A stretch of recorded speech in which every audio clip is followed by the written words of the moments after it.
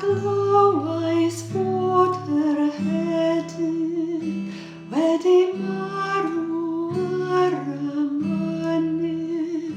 Pe gwyddwn i mai gwir ac eirin awn ag yr owyr ac arfa i gyrchu corff yr hedyn adre.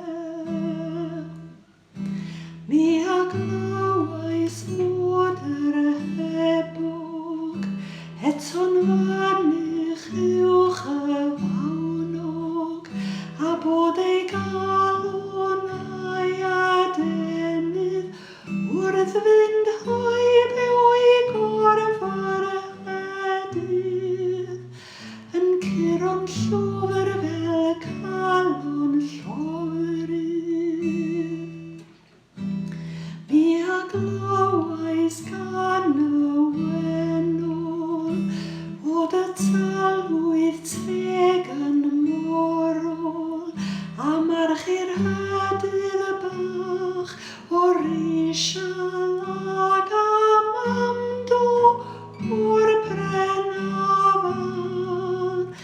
Piti fai dwi'n pob petal.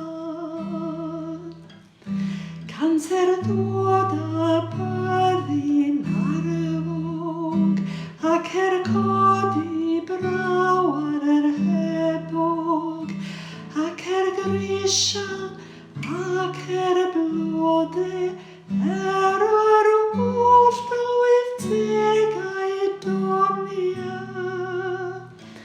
Ni ddaw